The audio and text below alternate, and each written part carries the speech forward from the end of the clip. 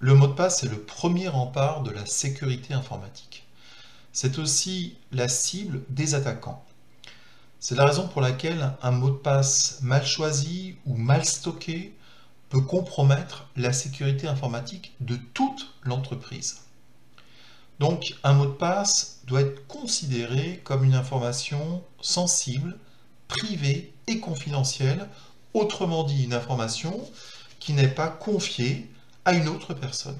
Pour une direction, il est important de définir une politique de mot de passe afin de mieux protéger l'entreprise et d'expliquer à ses employés le rôle et l'importance des mots de passe et sa criticité. Quelle politique de mot de passe souhaitez-vous voir mise en œuvre au sein de votre organisation? Alors, il ne faut pas tomber dans les excès non plus, puisque si vous mettez des contraintes trop importantes, eh bien, vos utilisateurs vont contourner ces contraintes, et finalement, ce que vous aurez fait n'aura pas servi à grand-chose, au contraire. Dans le document qui permet de préciser quelles sont vos attentes en matière de mot de passe, un critère très important est la longueur minimale du mot de passe. En fait, les attaquants cherchent à percer un mot de passe, et plus le mot de passe est long, plus ça devient difficile pour eux.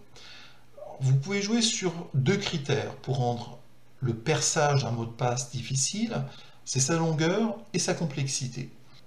Alors vous verrez aussi qu'il est tout à fait possible d'avoir un mot de passe de 60 caractères sans que l'utilisateur puisse l'oublier. Il ne l'oubliera pas en fait car il n'aura même pas à le connaître pour l'utiliser.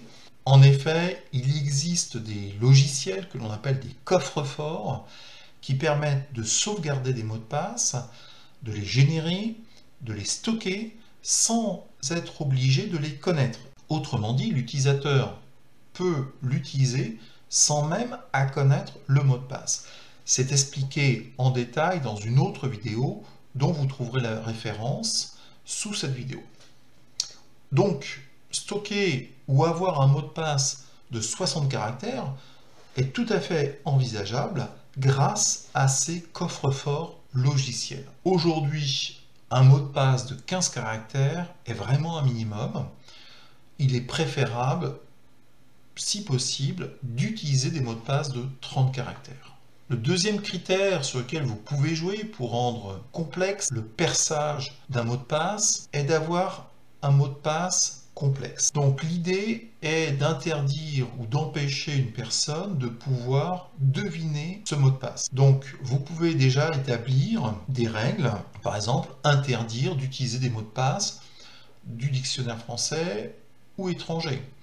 De même, utiliser des mots liés à la vie professionnelle est trop facile, par exemple le nom de l'entreprise, le nom du service, l'activité, etc. Ou même personnel, puisque les utilisateurs qui vont utiliser comme mot de passe le prénom de leurs enfants sont légion et il est facile de retrouver ce genre de mot de passe. En fait, idéalement, un mot de passe ne devrait jamais être constitué de mots connus de soi-même. Donc là aussi, ça paraît une gageure. Pourtant, encore une fois, c'est possible grâce à ces coffres-forts logiciels qui vont vous permettre de générer aléatoirement des mots de passe, donc des mots de passe qui n'ont pas de sens particulier, et ce qui permet de les rendre plus robustes aux attaques informatiques. Donc vous pouvez aussi rendre obligatoire l'utilisation d'un certain nombre de caractères, donc bien sûr les minuscules, les majuscules et les chiffres, mais aussi d'autres caractères du clavier par exemple.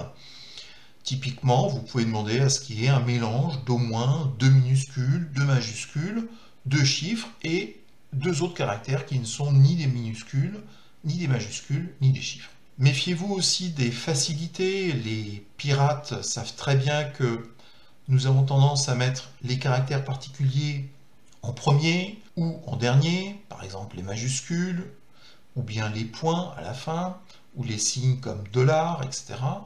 Donc il est préférable que tout ça soit mélangé à l'intérieur du mot de passe. Encore une fois, utilisez un coffre-fort logiciel, je vais en parler dans un instant, pour pouvoir générer un mot de passe de manière aléatoire. Il existe quand même des situations où vous ne pouvez pas faire autrement que d'être obligé de retenir un mot de passe. Souvent, il s'agit d'un mot de passe maître, d'un mot de passe principal, qui permet d'ouvrir l'accès à d'autres informations qui peuvent être chiffrées. Voilà.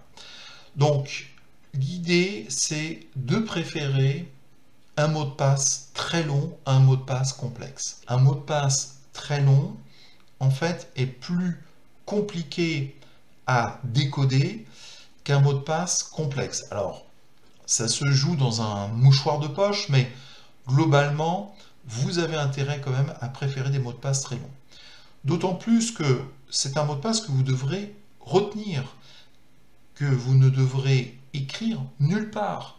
Donc ça signifie qu'il faut que vous ayez un moyen mnémotechnique pour pouvoir vous en rappeler. Il existe beaucoup d'astuces, mais celle qui me paraît la plus opérationnelle, c'est d'utiliser une phrase. Que ça soit le titre d'une chanson, le vers d'un poème, une tirade complète ou partielle d'une pièce, un proverbe, une affirmation, etc. Une phrase dont vous vous souvenez tout le temps et que vous n'avez communiqué évidemment à personne. Par exemple, la phrase célèbre « Un petit pas pour l'homme, un grand pas pour l'humanité ». Donc cette phrase qui est assez anodine est intéressante quand même puisque vous pouvez noter la présence d'une virgule au milieu de la phrase et d'un apostrophe, qui sont deux caractères qui ne sont pas très communs dans les mots de passe. Évidemment, n'utilisez pas ce mot de passe, mais vous avez compris le principe. L'idée, c'est plutôt que d'utiliser un mot, utiliser une phrase secrète que vous êtes seul à connaître. Alors, en tant que dirigeant, vous devez aussi établir les règles de changement de mot de passe. Sous quelles conditions un mot de passe doit changer? Je vous donne quelques règles assez simples, notamment un changement systématique dès qu'un mot de passe a été compromis, ou bien lors du vol ou de la perte d'un périphérique qui peut contenir des mots de passe. Un ordinateur, un smartphone, une tablette, voire une clé USB. Si vous faites voler vos affaires, eh bien, vous êtes obligé de changer vos mots de passe pour augmenter la sécurité. Le changement peut être aussi obligatoire lorsque vous avez été obligé ou lorsqu'un utilisateur a été obligé de communiquer son mot de passe à un tiers, quel qu'il soit, que ce soit la direction, le service informatique, vous avez l'obligation de changer votre mot de passe. Enfin, vous pouvez avoir des changements obligatoires, un peu routiniers, par exemple tous les X mois. Ça va dépendre essentiellement de votre rôle au sein de l'organisation, et notamment les administrateurs informatiques ont souvent des obligations de changer leur mot de passe beaucoup plus fréquemment. Alors, quelques règles aussi sur la transmission et le partage du mot de passe, et notamment, un mot de passe ne doit jamais être écrit sur un bout de papier ou dans un email. Lorsqu'un pirate pénètre un système d'information, il va chercher à connaître le plus possible de mots de passe, et notamment, il va examiner le contenu des boîtes aux lettres, y compris la corbeille où vous avez les messages supprimés. C'est la raison pour laquelle il est aussi important de vider régulièrement sa corbeille. Contrairement à ce que beaucoup de personnes peuvent penser, ce n'est pas une bonne pratique d'avoir un mot de passe dans un document Office protégé par un autre mot de passe. Quel que soit l'éditeur du logiciel, que ce soit Microsoft, OpenOffice, Angoul, quelle que soit la version que vous pouvez utiliser, même les toutes dernières versions de ces logiciels, écrire un mot de passe dans un document Office, ce document Office sera déchiffré extrêmement rapidement grâce à des mécanismes très puissants. Donc c'est illusoire de croire que vous pouvez protéger vos secrets dans les documents de ce type-là. Alors, quelle solution pour transmettre et partager un mot de passe? Eh bien, une fois de plus, il n'y a pas de mystère, il va falloir utiliser un de ces fameux coffres-forts logiciels pour n'être jamais obligé d'écrire sur un papier ou sur un email un mot de passe. Alors, ces coffres-forts logiciels, bien évidemment, eux vont stocker un mot de passe. Une fois qu'il est dans ce coffre-fort logiciel, vous pouvez l'utiliser. Alors, il existe aussi des logiciels d'entreprise qui permettent de s'assurer que la personne a bien eu le mot de passe. En fait, l'idée, c'est d'éviter une répudiation, autrement dit, quelqu'un qui prétendrait qu'il n'a jamais eu ce mot de passe et donc il n'a jamais pu l'utiliser. Bon, mais c'est un autre sujet. Alors il faut aussi préciser les conditions d'utilisation du mot de passe. En effet, un mot de passe ne doit pas être saisi en public, tout simplement à cause de l'existence de caméras, qu'elles soient visibles ou cachées. Normalement, un mot de passe ne devrait être saisi que dans une enceinte protégée. Toutefois, il y a des situations où vous avez besoin de saisir impérativement un mot de passe dans un lieu public.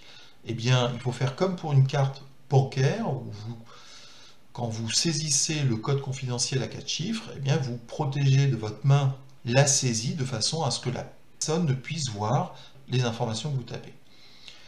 Enfin, un mot de passe ne doit pas être saisi sur un réseau d'un Wi-Fi public. Les Wi-Fi publics peuvent être détournés, le trafic peut être capté par des personnes mal intentionnées, et donc ce n'est jamais prudent de saisir un mot de passe sur un réseau d'un Wi-Fi public.